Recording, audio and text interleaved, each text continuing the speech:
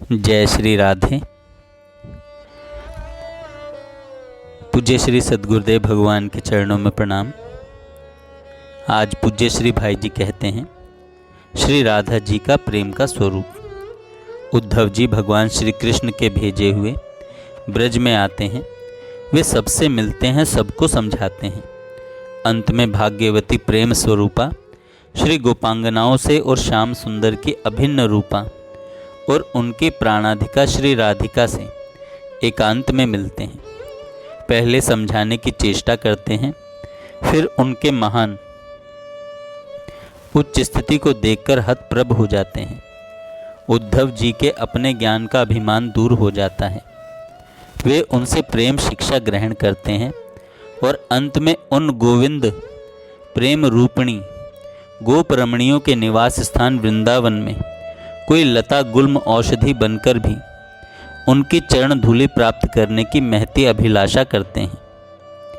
कहते हैं, आसा महो चरण रेणुज श्याम हम श्याम वृंदावने किमपि गुल्म लतौषधी नाम या दुस्तजम स्वजन मार्य पथम चहित्वा भेजुर्मुकुंद पदवीम श्रुतिभि व्रिमृग्याम। अहो, मैं इस वृंदावन में कोई झाड़ी बेल अथवा औषधि जड़ी बूटी ही बन जाऊं। ऐसा बन जाऊंगा तो मुझे इन ब्रजांगनाओं की चरण रज निरंतर मिलती रहेगी। उस चरण रज में स्नान करके मैं धन्य हो जाऊंगा। इन गोपियों की बड़ी महिमा है।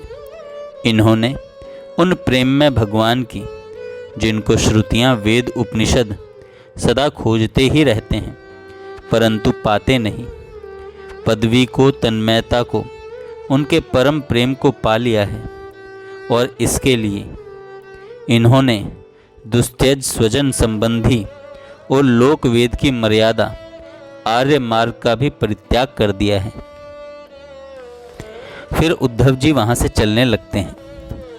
तब श्री राधा जी विकल हो जाती हैं। वे कहने लगती हैं, उद्धव राधा से अभागिनी दुख भागिनी पापिन है कौन, जिसको छोड़ मधुपुरी जाकर माधव मधुर हो गए मौन। ऐसी प्रिय वियोगिनी तरुणी मेरे सिवा न कोई और, प्रिय बिछोह में शून्य दिखते जिसको सभी काल सब ठोर। पल पल में बढ़ता जाता है दारुण से दारुण उर्दाह, सूखे कंठ तालु सब जिसके निकल न पाती मुख से आह। राधा कहती हैं, श्री राधा कहती हैं, उद्धव, इस राधा के सदृश अभागिनी, दुख भागिनी तथा पापनी भला और कौन होगी, जिसको छोड़कर उनके बड़े मीठे माधव मधुपुरी चले गए हैं और वहां जाकर कहना सुनना ही बंद कर दिया है। प्रियतम का ऐसा वियोग सहने वाली तरुणी मेरे सिवा कोई और नहीं है। मुझे उन प्रियतम के बिछोह में आज सभी देश और सभी काल सोने दिखाई दे रहे हैं। पल पल में मेरे हृदय का दाह भीषण से भीषण रूप में बढ़ा चला जा रहा है। इस ताप से मेरे कंठ तालु भी ऐसे सूख गए हैं कि मुख से आह भी नहीं निकल पा रही है। प्रियतम के वियोग की ज्वाला में कैसा भयानक ताप होता है, इसका परिमाण कोई कभी कल्पना से भी नहीं कर सकेगा। मेरे मन की भीषण वेदना मेरे मन में ही अप्रकट रह जाती है। न वहाँ तक कोई भाषा पहुँचती है और न कोई शब्द ही उसे व्यक्त कर पाते हैं। मैं अपने मन की बात उद्धव किसे सुनाऊं और कैसे सुनाऊं? और जब कोई मेरे हृदय की बात को जानता ही नहीं, तब मुझे प्रबोध देकर कौन मेरे जलते भुनते अंगों को शीतल कर सकता है? उद्धव, तुम मेरा दुख देखकर दुखी ना हो। मेरा मन अपहरण करके चले जाने वाले उन हरि के पास चले जाओ। यहाँ ठहरे तो कहीं मेरे घोर आग उगलने वाले श्वास तुम्हें जला न दें। यों कहते कहते राधा जी अत्यंत व्याकुल हो जाती हैं और मूर्छित होकर जमीन पर लुढ़क जाती हैं। उद्धव जी के द्वारा समय उचित उपचार किए जाने पर कुछ समय के बाद श्री राधा जी की चेतना लौटती है।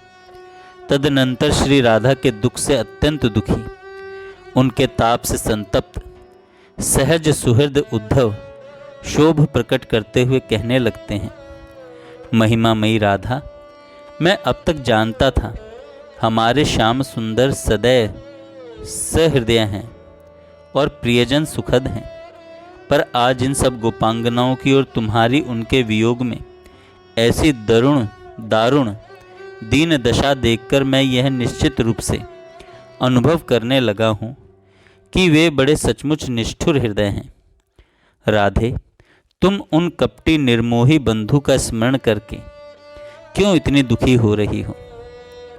श्री राधा को उद्धव के इन सहानुभूतिपूर्ण वचनों में भी प्रियतम की निंदा सुनना सहन नहीं हुआ और वे उन्हें रोककर बीच में ही बोल उठी, उद्धव, ऐसा मत कहो। वे मेरे प्राणनाथ कदापि निष्ठुर निर्दयी नहीं हैं। वे बड़े ही सदैव सहृदय हैं। मैं जानती हूँ उनका हृदय अत्यंत कोमल है।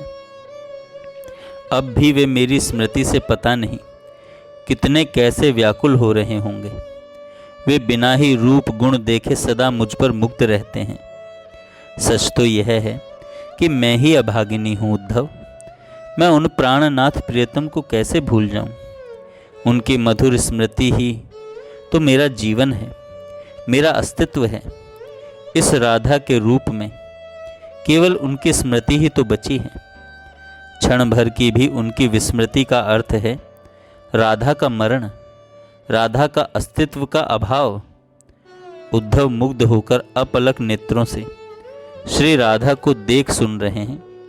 वे कुछ बोल नहीं पा रहे हैं।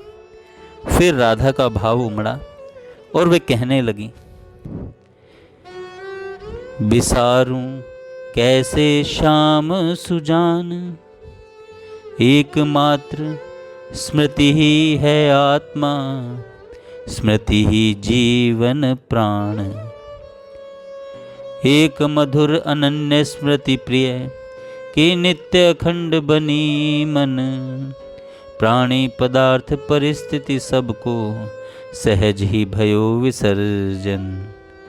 नित नव सुंदरता नव माधुरी, नित नव रूप विकास, नित नव प्रीति नित्य नव गौरव, नित नव रास विलास।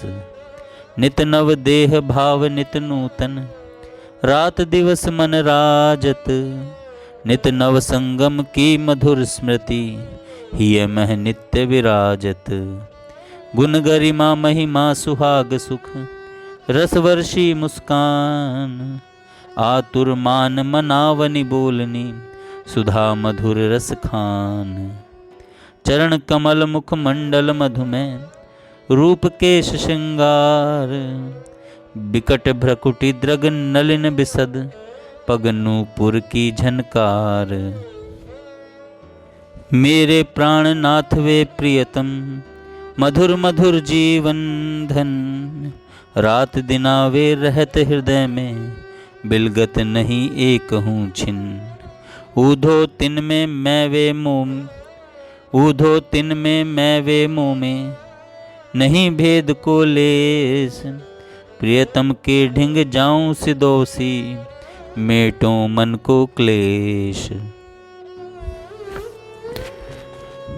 राधा जी कहती हैं, मैं उन श्याम सुजान श्याम सुंदर को कैसे भूल जाऊं उद्धव।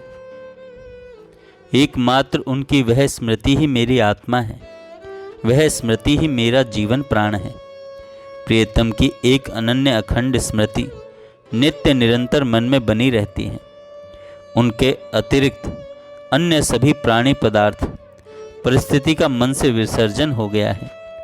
उनका वह नित्य नूतन सौंदर्य, नित्य नव माधुर्य, नित्य नया नया रूप का विकास, नित्य नया प्रेम, नित्य नूतन प्रेम का गौरव नित्य नूतन स्नेह और नित्य नवीन भाव रात दिन मेरे मन में स्मृति रूप से सुशोभित हैं। उनके नित्य नवीन संगम की मधुर स्मृति मेरे हृदय में नित्य निरंतर विराजित रहती है। उनकी वह गुण गरिमा महिमा, उनके द्वारा मिला हुआ सौभाग्य सुख, उनकी वह रस बरसाती मधुर मुस्कान, मेरे मान करने पर आतुर होकर मनाने की मधुर चेष्टा, उनकी सुधा मधुर रस की खान वाणी, उनके वे अरुण चरण कमल, उनका मनोहर मुखमंडल, मधुमय रूप और उनका वह केशों का रूप श्रृंगार, वे बांकी बोहें, विशाल कमलदल लोचन एवं पैरों के नूपुरों की झनकार सदा ही स्मरण रहती है। कहीं उनकी ये बातें जरा सी सुनने को मिल जाती हैं तो मन हर्ष से पूर्ण हो जाता है, शरीर स्पर्श मात्र से प्रफुल्लित हो जाता है, स्मृति से आत्मा ही सुस्निग्ध हो जाता है एवं नित्य नूतन स्नेह का उदय होता है। सैकड़ों करोड़ करोड़ कामदेव जिनकी तुलना में आते लजाते हों, ब्रह्मा शिव और सनकादिक जिनके गुण का पार नहीं पाते, उस रूप राशि की एक बार स्वप्न में भी जिसको झांकी दिख गई, वह सारे अगजग को भूलकर विवश होकर अपना समर्पण करने को बाध्य हो गया।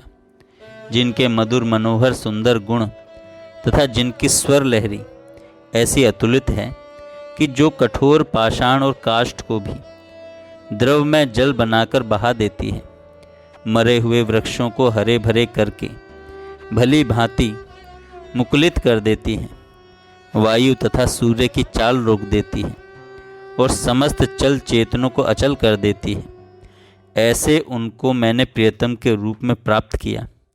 अब भला मेरा मन उन्हें कैसे भूल जाए। वे मेरे प्राणनाथ हैं, मेरे प्रियतम हैं, मेरे मधुर से भी मधुर जीवन धन हैं।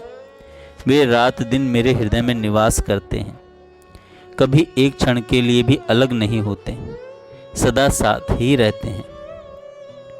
उद्धव, मैं उनमें और वे मुझ में हैं, हम दोनों में लेश मात्र भी भेद नहीं है। तुम तुरंत उन प्रियतम के पास पहुंचकर उनके मन के क्लेश को दूर करो, दूर करो। जय श्री राधे, जय श्री